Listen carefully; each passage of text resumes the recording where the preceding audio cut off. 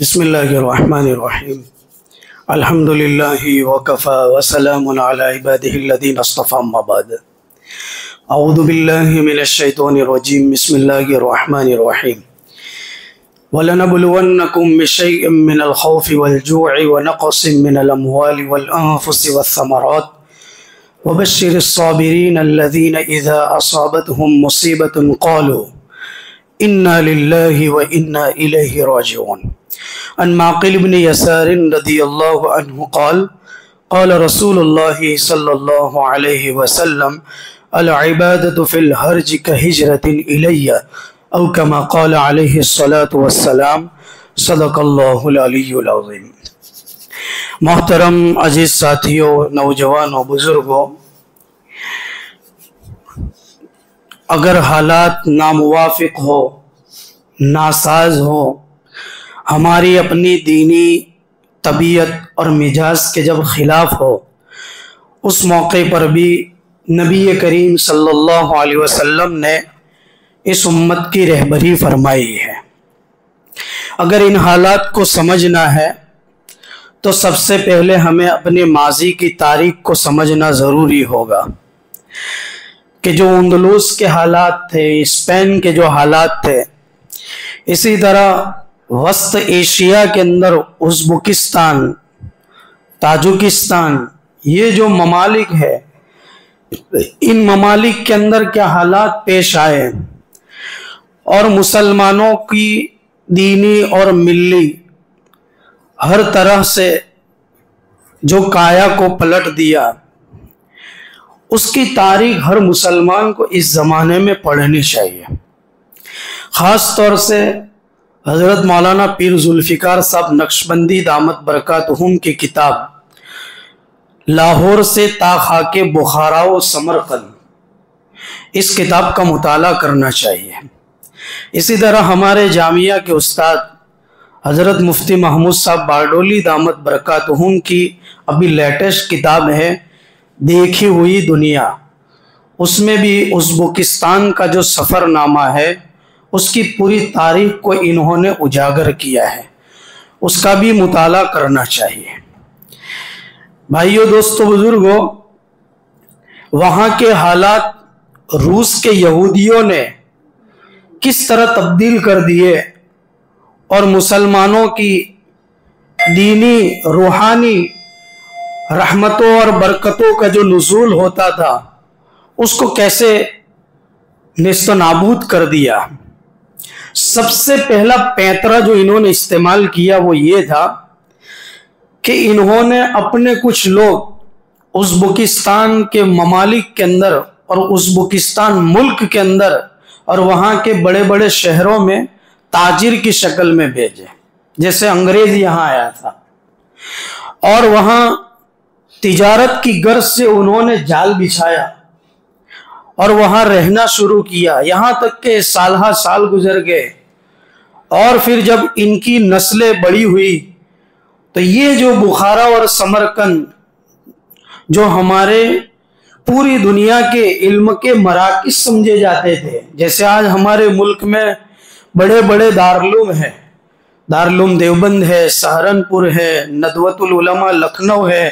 گجرات میں جامعہ ڈھابیل ہے، تڑکی سر ہے، کفلیٹا ہے، کھروڑ ہے، ماٹلی والا ہے، یہ بڑے بڑے مراکز ہیں، دعوت و تبلیغ کے مراکز ہیں، خانقاہ کے مراکز ہیں۔ اسی طرح بخارا و سمرقند کی مرکز سمجھے جاتے تھے۔ ان کے اندر انہوں نے اپنے بچوں کا ایڈمیشن کروایا، بچوں کا ایڈمیشن ہوا، بڑے ذہین تھے اور پہلے ہی سے ان کی ذہن سازی کی ہوئی تھی، ان کے مائنڈ کو واش کیا ہوا تھا کہ آپ کو یہ علم جو ہے لینا ہے اور اس کا غلط استعمال کرنا ہے۔ اس لیے علم کا نور ان کے دلوں میں نہیں آیا، صرف علم آیا۔ ذہین تھے، اول نمبر پوزیشن سے کامیابی حاصل کرنے والے تھے، تو جب وہیں سے ڈگری حاصل کی تو وہاں کے لوگوں نے جو ہے ان کو اسی مدرسوں میں مدرس بنا دیا، مفتی بنے۔ وہ مفتی بننے کے بعد، پڑھانے کے بعد لوگوں کی اپنی طرف جو ہے اٹریکٹنگ پیدا کی، لوگوں کا اعتبار جیت لیا، پھر وہ فتویٰ دینے لگے اور ان کا فتویٰ سکے کی طرح چلتا تھا، کیونکہ مفتی تھے لیکن جب دیکھا کہ لوگوں کا اعتماد اور بھروسہ ہم نے جیت لیا ہے، پھر انہوں نے اپنے مقصد میں پہلا قدم رکھا کہ اختلافی مسائل میں ان لوگوں نے جو ہے فتویٰ اپنے مقصد کے مطابق دینا شروع کیا، اور وقت کے جو اصل روحانی علماء تھے ان سے اختلاف شروع ہوا، اور وہ اختلاف یہاں تک چڑھ گیا کہ جب دیکھا وقت کے حقانی اور ربانی علماء نے کہ یہ لوگ جو ہیں شریعت کے خلاف فتویٰ دیتے ہیں، تو ان کے خلاف جو ہے انہوں نے جنگ چھیڑی، علمی جنگ، اور بحث و مباحثہ شروع ہوا کہ آپ غلط جواب دیتے ہیں، شریعت کا یہ قانون نہیں ہے، اس کے غلط ہے، اس کے خلاف جواب دیا جا رہا ہے۔ جب عوام نے دیکھا کہ علماء میں آپس میں اختلاف ہو رہا ہے، تو وہ جو علماء کی قدر ان کے دلوں میں پہلے سے موجود تھی، علماء سے پوچھ کر دین کو سیکھنے کا ایک جذبہ جو موجود تھا، وہ ساری روحانیت ختم ہو گئی۔ تو یہ وہ پہلا مقصد تھا یہودیوں کا جس میں وہ کامیاب ہو گئے۔ آج بھی ہم دیکھیں کہ اسی واقعے کو آج کے زمانے کے ساتھ اگر ہم ربط کرتے ہیں، اس کا جوڑ پیدا کرتے ہیں، تو آج بھی جو ہے یوٹیوب کی دنیا پر کچھ ایسے لوگ بیٹھے ہیں جو نہ عالم ہے، نہ مفتی ہے، نہ محدث ہے، نہ مفسر ہے، کچھ نہیں ہے، بس یہ قرآن اور حدیث کا نام لے کر لوگوں کو دھوکہ دے کر اپنی باتوں کے اندر جو ہے لوگوں کو بھروسے میں لاتے ہیں۔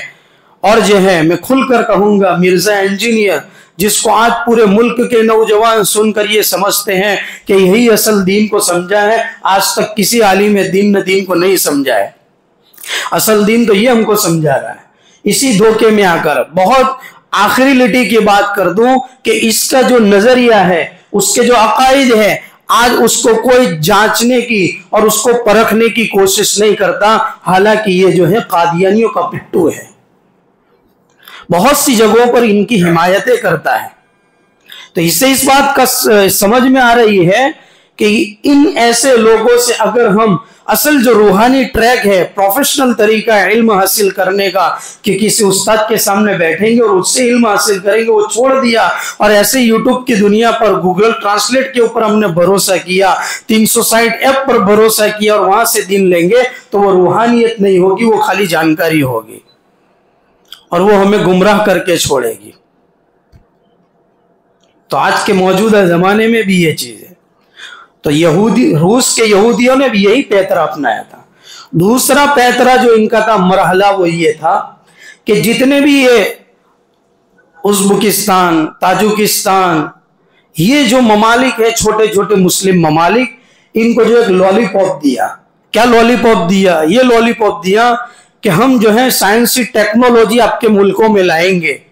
ریلوے کی ٹریک آپ کی زمینوں پر بچھائیں گے، اور بہت سی اسکیموں کا ان کو وعدہ کر کے اپنے اس میں بھروسے میں لیا کہ ہم کو یہاں آپ کے ملک میں کام کرنے دو، تک آ کے ہم آپ کے ملک کو آگے بڑھائے۔ جیسے آج کی یہ لالی پاپ والی سرکار ہمیں لالی پاپ دے رہی ہے۔ کیا باتیں ہو رہی ہیں میں آگے سناتا ہوں۔ یہ وہ دوسرا مرحلہ تھا جس میں ان چھوٹے چھوٹے مسلم ممالک کو جو ہے اپنی حمایت میں لیا، اپنے بھروسے میں لیا، اور جو ہے وہ سائنسی ٹیکنالوجی، ریلوے ٹریک بچھانا اور دوسری جدید صنعتیں، بڑے بڑی فیکٹریاں، کاروبار لگانا، اور اس کے ذریعے ان ملکوں کو ترقی کا لالی پاپ دے کر ان کے حمایت میں لے کر انہوں نے اپنا جال بچھایا۔ اور اس کے بعد جہاں لگا کہ یہ کمزور ملک کے دوسرے ممالک کے مقابلے میں، تو ان کو ٹارگٹ کر کے ان کو اپنے قبضے میں لیا، ان کے ساتھ جنگیں ہوئی، اور دوسرے مسلم ممالک کو یہ بھروسہ دلایا کہ ہم آپ ہی کے ساتھ ہیں، آپ کو دھوکہ نہیں دیں گے۔ لیکن دھیرے دھیرے کر کے انہوں نے سارے چھوٹے چھوٹے مسلم ممالک پر جنگ کر کے قبضہ کر لیا۔ اس پیترے میں مرحلے میں کامیاب ہو گئے۔ تیسرا مرحلہ جو سب سے خطرناک ہے، جو اس موجودہ زمانے کے ساتھ خاص ہے، وہ تیسرا مرحلہ یہ تھا کہ یہ دین چھوڑو تحریک کے نام کا مرحلہ شروع ہوا۔ وہ مرحلہ یہ تھا کہ ازبکستان، تاجکستان، یہ وہ مسلم ممالک ہے جہاں لوگ اس بات پر فخر کرتے تھے کہ بخارا کے اندر امام بخاری جیسے محدث پیدا ہوئے تھے، وہ ہمارے لیے فخر کی بات ہے، جس نے قرآن کریم کے بعد سب سے صحیح کتاب اصح الکتب بعد کتاب اللہ تعالی یعنی بخاری شریف کو لکھا۔ اسی طرح امام ترمذی نے ترمذی کو لکھا، تو ایسے محدث ہمارے یہاں پیدا ہوئے ترمذ میں۔ اسی طرح شیخ بہاؤالدین نقشبندی جو بہت بڑے نقشبندی سلسلے کے شیخ ہیں، وہ وہاں پیدا ہوئے، تو اس پر یہ لوگ فخر کیا کرتے تھے وہاں کے مسلمان۔ ان ملکوں کے اندر یہ تیسرا مرحلہ یہ پیدا کیا کہ علماء کو پکڑ پکڑ کر جو ہے شہید کر دیا جائے۔ کیا کام کیا انہوں نے؟ جب ان کی حکومت آ گئی، جب ان کا قبضہ آ گیا، جب پوری گورنمنٹ ان کے نام سے چلنے لگی، تو یہ تیسرا مرحلہ انہوں نے جو اپنایا وہ یہ تھا کہ علماء کو پکڑ پکڑ کر شہید کیا گیا، لاشوں کے انبار بچھا دیے گئے۔ اتنے علماء کو شہید کیا کہ علماء کی لاشوں کے ڈگلے پڑتے تھے، کرینوں کے ذریعے اٹھا کر ان کو جو ہے گڈھوں میں ڈالے جاتے تھے۔ پھر جو برفانی سمندر ہے، ان سمندروں کے اندر جہازوں میں علماء کو بٹھا کر ان سمندروں کے بیچ میں ان کو برفانی سمندروں میں چھوڑ دیا گیا۔ کہیں مر جاتے تھے ٹھنڈ کی وجہ سے، اور جو زندہ رہے ان کی کارگزاری یہ ہے کہ وہ ہر وقت جو ہے بدن میں حرکت رکھتے تھے۔ تھوڑی بھی اگر بدن میں حرکت بند کر دیں تو اس کی وجہ سے ان کا پورا جسم شل ہو جاتا تھا، جس کو اپنی زبان میں بہرا ہو جانا بولتے ہیں۔ لکھا ہے کارگزاری میں جو علماء زندہ رہے ایسے سمندروں میں، ان کا کام یہ تھا کہ ہر وقت اپنے بدن کو حرکت دیتے رہتے تھے، اور پانی پینے کے لیے برف کو لیتے تھے اور اس کو پگھلا کر پیا کرتے تھے، اور اسی طرح مچھلی زندہ پکڑ کر کچی چبا جاتے تھے، اور اس کے ذریعے وہ زندہ رہے، اور جس کنارے پر جو بھاگ سکتا تھا، تیر کر جا سکتا تھا، وہ نکل گیا ہے۔ بلکہ یہ بھی کارگزاری میں لکھا ہے کہ کئی ہزاروں علماء کو 2 ٹرینوں میں بٹھایا گیا، اور دونوں ٹرینوں کو الگ الگ اسٹیشن سے چلایا گیا، تیز رفتاری کے ساتھ چلایا گیا، اور ان کا دونوں میں آپس میں ٹکراؤ کیا گیا، حادثات پیش کیے گئے، اور اس کے ذریعے ہزاروں کو جو ہے شہید کر دیا گیا، اور کتنے معذور لولے لنگڑے ہو گئے۔ اور اس کے بعد بھی ان روسی یہودی ظالم مکاروں نے ان کا جو ہے ٹھیکہ اور ان کا اپنا ظلم چھپانے کے لیے اس کا سارا کرایا جو ہے انہوں نے حق علماء کے خلاف آواز اٹھا کر ان کے نام پر ڈال دیا۔ اتنی زبردست ظلم کی داستان ہے، یہ تو میں اوپر سے سرسری سنا رہا ہوں۔ اس کے بعد ایک اور مرحلہ آیا، جب علماء مٹ گئے، دین سکھانے والے نہیں رہے، مرکزیں ختم کر دیے گئے، دین کے مراکز کو ختم کر دیا گیا، تو پھر کیا ہوا؟ وہ تو عرب کے لوگ تھے، ازبکستان وغیرہ میں، اور ازبک اور عربی زبان بولی جاتی تھی۔ گورنمنٹ قانون لائی کہ اب اس ملک کے اندر ازبک اور عربی زبان کا ایک لفظ بھی استعمال نہیں ہوگا، یہاں تک کہ اگر کوئی ملا جلا لفظ ہے وہ بھی استعمال نہیں کر پائیں گے آپ۔ یہاں کون سی زبان چلے گی؟ یہاں یہودیوں کی زبان چلے گی۔ یہ کمیونسٹ لوگ ہیں، انہوں نے کیا کیا؟ پہلے زبان بدل دی، آپ اردو نہیں جانیں گے، ہمارے اکابرین کی جو کتابیں قرآن اور حدیث اور فقہ پر لکھی گئی ہے، آپ اردو نہیں جانیں گے تو اس کو پڑھیں گے کیسے؟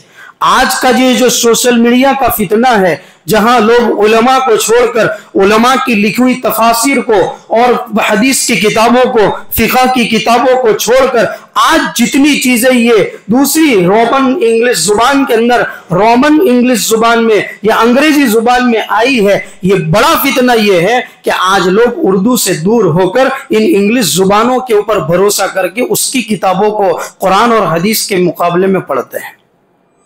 یہ بھی ایک بہت بڑا فتنہ ہے، کیونکہ ہم اپنی اردو زبان سے دور ہو چکے ہیں۔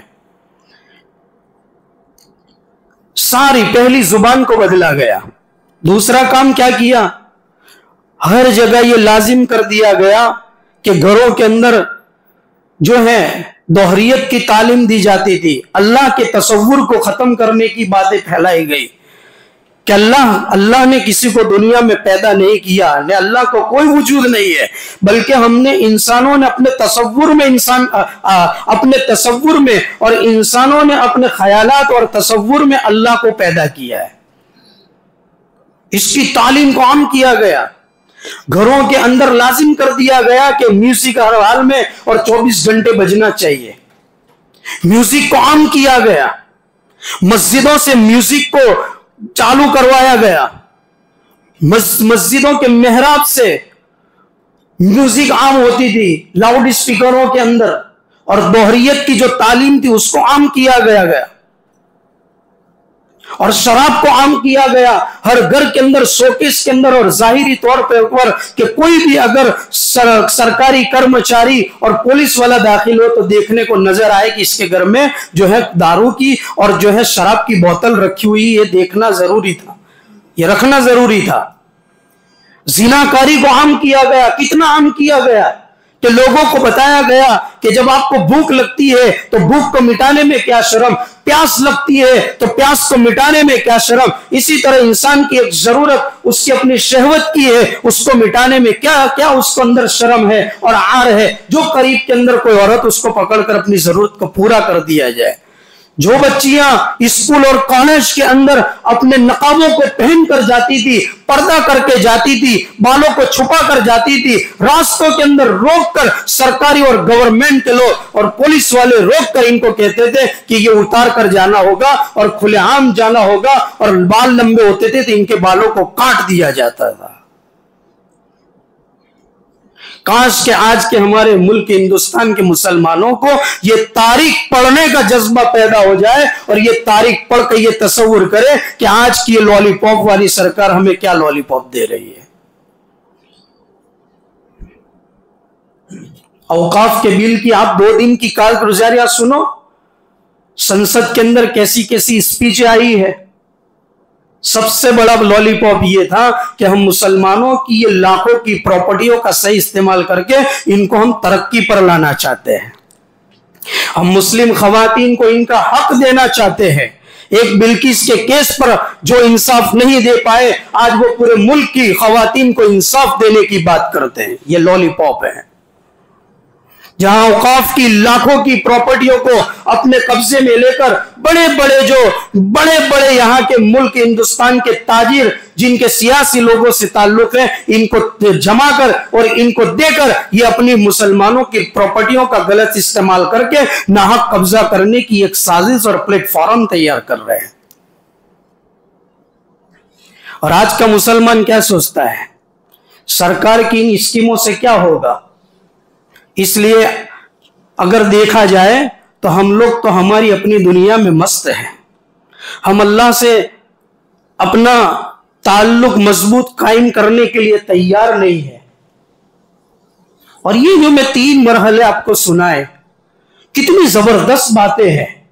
پھر حضرت مولانا پیر ذوالفقار صاحب نقشبندی دامت برکاتہم، جن کے ایما اور اسرار پر اور جن کے کہنے پر وہی بخارا کے ایک مفتی یہ جو کارگزاری سنا رہے تھے، وہ کہتے ہیں کہ اتنے سال ان کی حکومت رہی، ظالموں کا ظلم رہا، اس کے بعد بھی آج بھی ازبکستان کے اندر دین اسلام کا جھنڈا بلند ہے، لوگ دین پر چل رہے ہیں، اس کی کیا وجہ ہے؟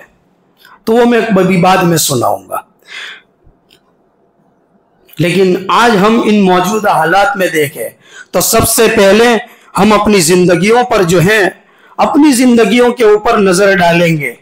کہ ایک رمضان کا اتنا اسپیشل کوالٹی والا ماحول ہمیں ملا، جس میں ہماری طبیعت تیار ہو گئی، 5 وقت کی نماز کے لیے تیار، سنن و نوافل کے لیے تیار، تراویح کے لیے تیار، قرآن کی تلاوت کے لیے تیار، ذکر استغفار کے لیے تیار، انفاق فی سبیل اللہ یعنی اللہ کی راہ میں خرچ کرنے کے لیے ہمارا مزاج اور طبیعت تیار، سب کچھ ہو گیا۔ किसी को नहीं कहना पड़ता था, कानों में सदा अल्लाह अकबर की गूंजती थी। मुसलमान घरों से निकलकर, बाजारों से निकलकर, दुकानों से निकलकर, कारोबार तिजारत को छोड़कर एक अल्लाह की सदा जो मुअज्जिन लगा रहा था उसकी तरफ दौड़ पड़ते थे, और एक ऐसा माहौल नजर आता था कि अल्लाह खुश हो चुका है। लेकिन जैसे ही ये माहौल खत्म हुआ, ये क्वालिटी वाला माहौल खत्म हुआ, ये रूहानियत और बरकतों वाला ये रमजान का महीना खत्म हुआ, शव्वाल का चांद नजर आया। शव्वाल का चांद देखते ही हम वो पहली जिंदगी जो रमजान से पहले थी वो रमजान के बाद फिर हमने शुरू कर दी। लगता है मुसलमान रमजान को एक टास्क समझता है, एक प्रोग्राम समझता है कि रमजान आएगा तो मैं जो है नमाजी बनूंगा, रमजान आएगा मैं मस्जिद को जाऊंगा, मस्जिद के माहौल में रहूंगा, रमजान आएगा मैं रोजे रखूंगा, रमजान आएगा मैं तरावी पढ़ूंगा, रमजान आएगा तो मैं कुरान की तिलावत करूंगा, रमजान आएगा मैं जिक्र इस्तिगफार करूंगा, तस्बीह के दानों को जो है तस्बीह के दाने में जो है गिनूंगा, और जो है रमजान आएगा तो मैं पहली सफ की तकबीर ओला की पाबंदी करूंगा, रमजान आएगा तो मैं अपने आप को बुराई से, गुनाहों से और अल्लाह की नाफरमानी के कामों से बचाऊंगा। सिर्फ ये रमजान के लिए है। रमजान गया, नमाज चली गई, रमजान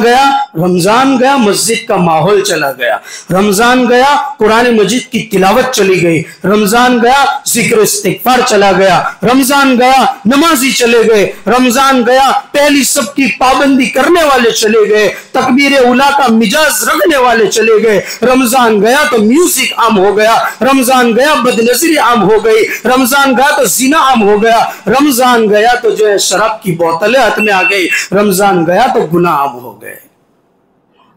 कितना दिल दुखता है, दिल इतना दुखता है कि रमजान गया पहला ही दिन, ईद का दिन, हमारे बच्चे और बच्चियां इको में बैठे हैं, पीछे के दरवाजे खुले हैं जिसमें जान का खतरा है, सेफ्टी कुछ नहीं,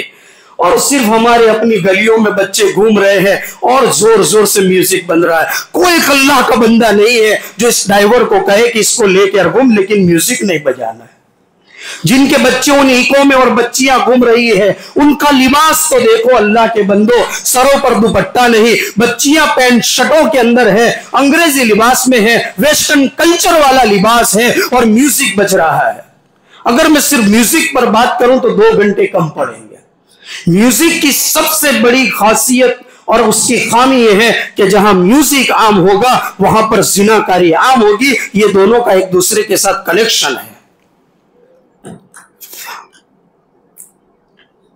हमारे बच्चों के बाल देखो, हमारे बाल देखो, सुन्नत के खिलाफ बाल, सुन्नत के खिलाफ लिबास, म्यूजिक आम, और हम चाहते हैं कि अल्लाह हमारे हक में फैसला करे। कहां से होगा? रमजान गया तो हम समझते अब हम जुमा से जुमा के नमाजी बनेंगे, और हम चाहते हैं कि औकाफ बिल हमारे हक में फैसला हो, और जो है हुकूमत जो है हमारे हक में रहम का मामला करे, अल्लाह उनके दिल में हिदायत डाले। कहां से होगा? अगर आप देखो कुरान और हदीस को निचोड़ को देखो तो ये बताया जाता है कि ये दारुल मिन्ह है, ये तकलीफों की जगह है दुनिया। यहां मुसलमानों को हर तरह से आजमाया जाएगा। कुरान करीम की दूसरे पारे की सूरह बकरा की आयत है, हम तुमको जरूर आजमाएंगे। वला नबलुवन्नकुम बिशैइन मिनल खौफ, खौफ से आजमाया जाएगा। ये खौफ का माहौल है, लेकिन आदमी ईमान वाला होगा, मजबूत ईमान होगा, उसके दिल के अंदर अल्लाह की वहदानियत होगी, तो उसके दिल के अंदर जर्रा बराबर उसके ईमान के अंदर कमजोरी नहीं आएगी। वो अल्लाह से लो लगाएगा, अल्लाह से मांगेगा। तो ये खौफ का माहौल है, उसमें भी अल्लाह से जुड़े रहना। कभी आजमाइश होगी कि हमारी जाने जाएगी, जैसे आज फलस्तीन में जा रही है, शहीद हो रहे हैं और अपनी जान की कुर्बानियां दे रहे हैं, लेकिन जाहिर में और अभी हाल में ऐसा लगता है कि मुसलमानों पर जुल्म सितम है और अल्लाह की तरफ से डील है जालिमों को, और अल्लाह की तरफ से मदद नहीं आती। लेकिन कल पता चलेगा कि अल्लाह ताला मुसलमानों की कुर्बानियां चाहता था ताकि अल्लाह ताला इनकी काया पलट सके। और वो वक्त आएगा कि जब दज्जाल का खुरूज होगा और उससे पहले इमाम मेहदी आएंगे, और उस वक्त पता चलेगा कि झंडा किसके हाथ में है और कौन हक पर है, कौन इमाम मेहदी के साथ है और कौन इन मक्कार और कौन इन जालिम यहूदियों का साथ देता है। अल्लाह ताला ने छठाई का दौर शुरू कर दिया है। میرا اور آپ کا کام ہے کہ ہم اللہ کے حکم کے پالن کرنے پر آ جائے، اللہ کی اطاعت میں آ جائے، اللہ کی نافرمانی کے کاموں سے باز آ جائے، نبی کریم صلی اللہ علیہ وسلم کی سنتوں کو اپنی زندگی میں داخل کریں۔ سنتوں کا سب سے پہلا عمل یہ ہے کہ اپنے لباس کو سنتی لباس بنائے، کم از کم جمعہ کے دن اچھا لباس، سفید لباس، سنتی لباس پہنے۔ اتنا تو کرے بھائی، آڑے دن ہم لوگ کام پر ہوتے ہیں، جمعہ کے دن تو ہم اچھا لباس پہن سکتے ہیں، اپنی صورت کو سدھارے، سنت والی صورت اختیار کر لے، جتنا ہو سکے حرام کے کاموں سے اپنے آپ کو بچائے، خاص طور پر زنا سے بچائے، نشے سے بچائے، بری صحبتوں سے بچائے، برے دوستوں سے اپنے آپ کو بچائے، مسجد کے ماحول میں رکھے، 5 وقت کی نماز پڑھے، دعاؤں کا اہتمام کرے۔ آسان درس قرآن میں حضرت مفتی احمد خانپوری دامت برکاتہم نے جو سورہ فلق کی تفسیر میں لکھا ہے کہ اللہ کے نبی علیہ السلام پر جن یہودیوں نے جادو کروایا تھا، 6 مہینے تک اس کا اثر رہا، تو اللہ کے نبی علیہ السلام اس موقع پر کیا عمل کرتے تھے؟ حضرت عائشہ رضی اللہ عنہا بخاری کی روایت میں فرماتی ہے کہ اللہ کے نبی علیہ السلام میری باری کے دن آئے اور پوری رات جو ہے دعا میں گزار دے۔ مسلم شریف کی روایت ہے، دعا ودعا، یعنی 3 مرتبہ اللہ کے نبی علیہ السلام کے لفظ کو استعمال فرما کر کہا، کثرت کے ساتھ دعا فرمائی۔ حضرت شیخ زکریا نور اللہ مرقدہ اس حدیث کے ضمن میں لکھتے ہیں کہ جب بھی آدمی کے اوپر تکلیف آئے، آزمائش آئے، چاہے عمومی طور پر ہو، اجتماعی طور پر ہو یا انفرادی طور پر ہو، آدمی کو نمازوں کے اہتمام کے ساتھ ساتھ دعاؤں کا خوب اہتمام کرنا چاہیے۔ آج کل تو وہ دعائیں ہمیں اچھی نہیں لگتی۔ اگر ایک امام آدھے گھنٹے کی دعا کروا دے، پونے گھنٹے کی دعا کروا دے، لوگ بازاروں میں بیٹھ کر تبصرے کرتے ہیں، بڑی لمبی دعا کروا دی۔ 4 گھنٹے کی آدمی فلم دیکھتا ہے، پیر میں ورم نہیں آتا ہے، اور آدھے گھنٹے کی دعا میں ورم آ جاتا ہے۔ کیوں؟ کہ آج ہمارا عبادتوں سے جو ہے من بھر گیا ہے، ہماری آنکھیں خشک ہو چکی ہے، دل پتھر کی طرح سخت ہو چکے ہیں۔ اس لیے ہم چاہتے ہیں کہ نماز ہو، قرآن کی تلاوت ہو، دعا ہو، سب جو ہے ہمارے ٹائم پر پورا ہو جانا چاہیے۔ ورنہ جہاں ماحول ہے، دیکھو ابھی ہماری ایک جماعت کینیا جا کر آئی ہے، وہ کینیا کی کارگزاری ان ساتھیوں کے پاس بیٹھ کر سنو، وہاں جاؤ گے، وہاں غریبی ہے، ریگستانی علاقہ ہے، لیکن اللہ تعالیٰ نے وہ ایمان کا ولولہ اور جوش دیا ہے کہ سادگی اور غریبی کے ساتھ صحابہ کی یاد دلا دے گا۔ اتنا اللہ تعالیٰ نے دین کا ماحول دیا ہے،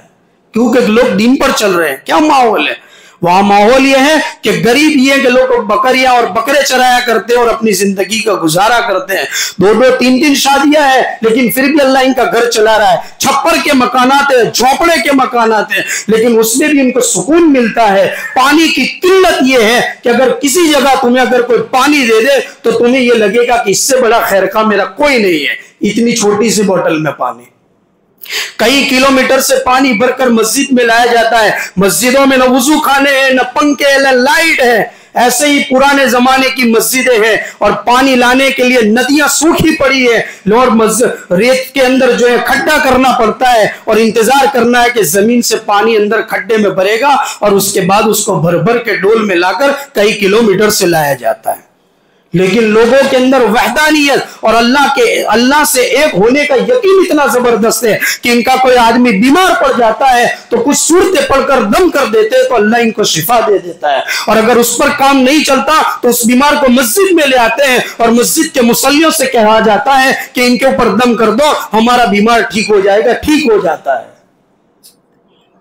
اور ہمیشہ بخاری کی روایت ہے، حضرت شیخ حنیف لواروی نے اپنی کتاب خطبات حنیف میں ذکر کیا ہے، ایک صحابی رسول آئے کہ اللہ کے رسول میرے کاروبار میں برکت ہو جائے، میں خوب ترقی والا کاروبار کروں، مجھے کوئی وظیفہ دے دیجئے۔ اللہ کے نبی علیہ السلام لمبے لمبے وظیفے نہیں دیتے تھے، مختصر وظیفے دیتے تھے۔ اللہ کے نبی نے فرمایا ادم علی الطہارہ، ہمیشہ باوضو رہا کرو، اللہ تعالیٰ تمہارے رزق میں خود برکت دے گا۔ تو وہاں کے لوگوں کا یہ عمل ہے کہ چاہے نماز کا وقت ہو یا نہ ہو، نماز پڑھنی ہو یا نہ پڑھنی ہو، قرآن کی تلاوت کرنی ہو یا نہ کرنی ہو، بازار میں ہو، گھر میں ہو، کاروبار میں ہو، جنگلوں میں ہو، بیابان اور ریگستان میں ہو، کہیں بھی ہو، ہر وقت جو ہے باوضو رہتے ہیں، اتنی پانی کی کمی اور قلت کے باوجود۔ دوسرا یہ ہے کہ ہر وقت ان کے منہ کے اندر مسواک ہوتی ہے، جو ہمارے یہاں صرف رمضان میں لوگوں میں نظر آتی ہے۔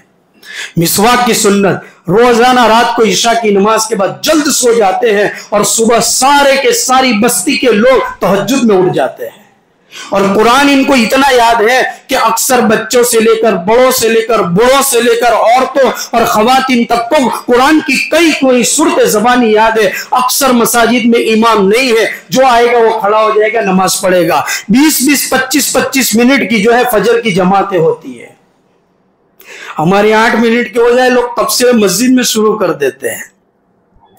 یہ وہ ہے ایمان کا وہ ولولہ اور جوش جس کی بنا پر آج بھی وہ صحابہ کی یاد دلاتے ہیں، اور ان کے اندر وہ ایمان کی پرکھ اور پہچان باقی ہے۔ ہم بھی چاہتے ہیں کہ یہ جو حالات ہے، ان حالات کے اندر اللہ کی مدد اترے، ہماری اوقاف کی زمینوں کی حفاظت ہو، مدارس، مساجد، خانقاہ اور ہمارے قبرستانوں کی زمینوں کی حفاظت ہو، تو سب سے پہلے مجھے اور آپ کو اللہ کے نبی کے دین کے اوپر چلنا ہوگا، اپنے گھروں سے میوزک کو ختم کرنا ہوگا۔ وہاں کا ایک عمل یہ بھی ہے کہ کسی مسلمان کے گھر کے اندر میوزک نہیں بجتا ہے، جس گھر میں میوزک بجے گا وہ عیسائی ہوگا۔